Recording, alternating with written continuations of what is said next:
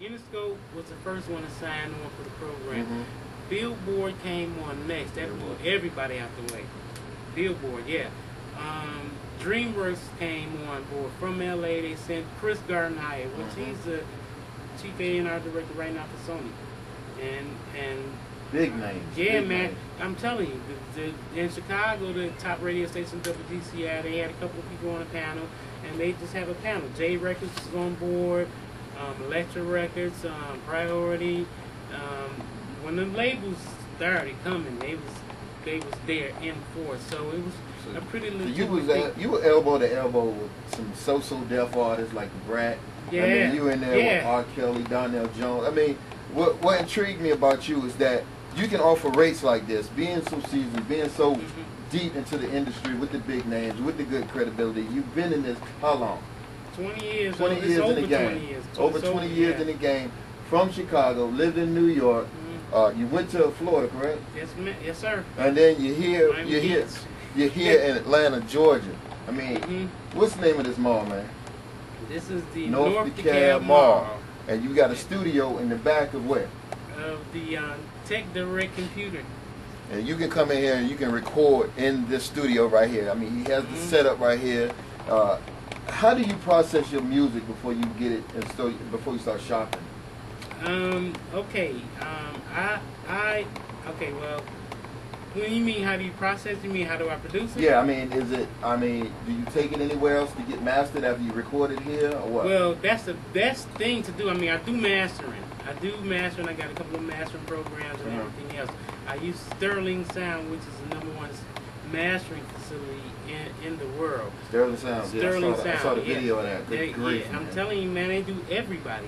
Everybody. All the Beyonce's, Puffies, everybody go to Sterling Sound. Go to his page and look at that video about Sterling Sound. What's the name of your webpage? Down to Earth Music. Down to Earth Music. Go type that in. Yeah, that's the MySpace. Down to Earth. MySpace, then Down to Earth Music. Yeah, go check out that page. But I don't spell it like Down to Earth. It's DN, the number 2. Right. ERTH.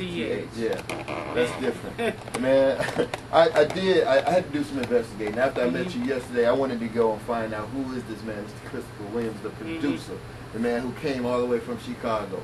I had to research you, and what I found is it ain't too many things you didn't do in this music industry. So what make you, I mean, what put you to this level? What made you want to give back to the community and charge, what is this, $30 an hour to get a good quality sound? What took you there, man? Well, I mean, you got Benzes and Cadillacs and stuff like that. I mean, what's up?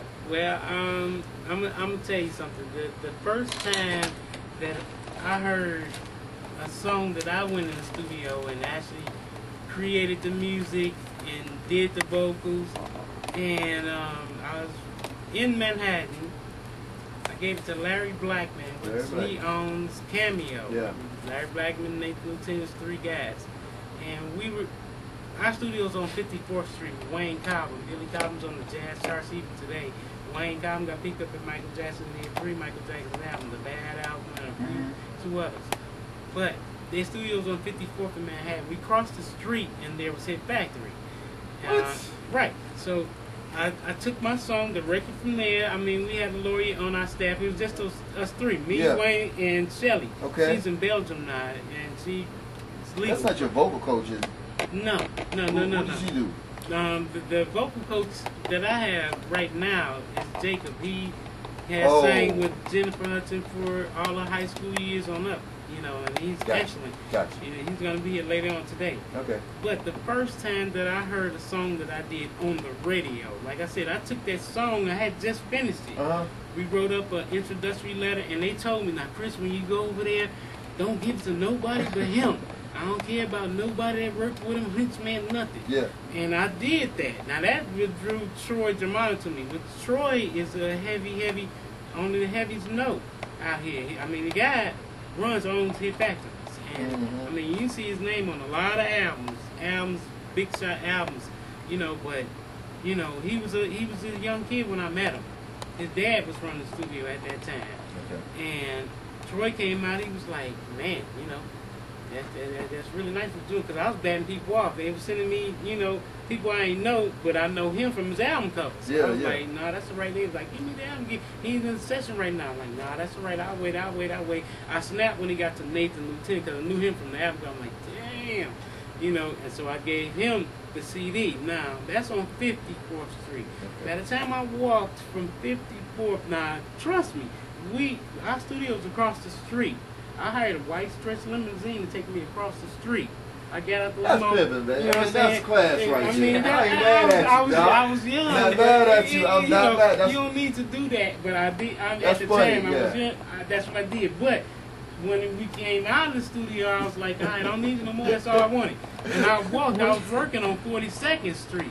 By the time I walked from 54th to 42nd, my song was on the #1 radio station in New York at that time. How about that? What's the name of that song? Winners. Nah, that wasn't Winners. That's Chicago. You got that many Winners was Chicago, and New York was Why Do You Think? Why Do You Think? Why Do You Think? Can they still find that song on the web? That one. Can you Google it? Nah, cause this was we talking. That was you ain't gonna find Why Do You Think? You will find in the copyright office. Now you pull it up online and see Berkeley as far as hearing it now, because that was right before CDs. I got you. Yeah, I was pressing vinyl then. I got vinyl. And yeah, I got a copy of it on vinyl. Okay. But it's in the case. That's what's up. Yeah, like on a frame. Right. Yeah. But that feeling of hearing myself now. This was a holiday weekend. That was Friday. And I heard my stuff on the radio. I'm all into copyright. Yeah. Because I got something stolen from me in Chicago. That Peaches and Herb. It was called Winners. Oh, man. And I made something up on my way to Engineer Studio. And the next morning, I forgot it. And I called him. I was booked that day. And I was like, man, you remember that song? He was like, nah, I don't remember. You don't remember it? I was like, don't worry, I got something else. And I made up another song and went in there and did that one. 2 months later, that song that I forgot was on the radio, and my man Doug Banks pulled it snatched it off air.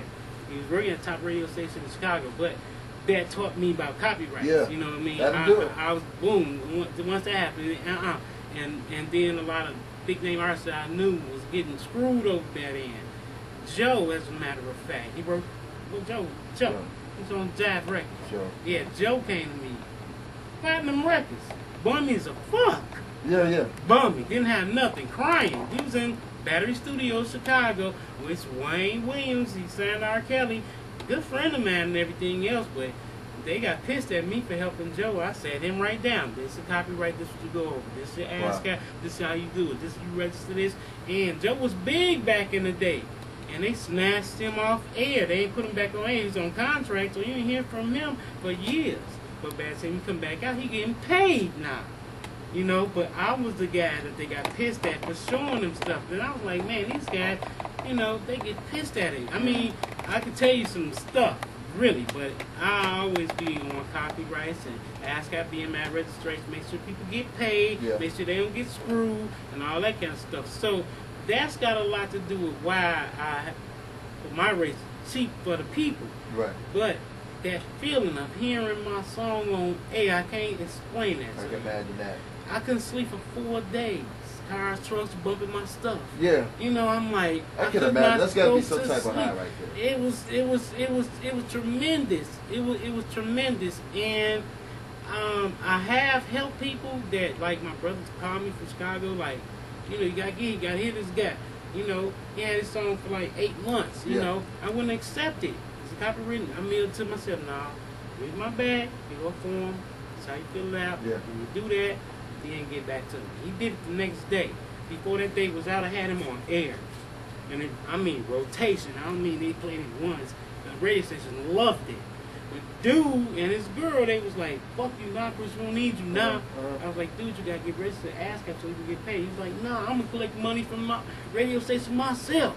I'm like, it don't work like that. And I ran to the radio station and told them. They was like, Chris, it's your fault. You should have him signed. Wow.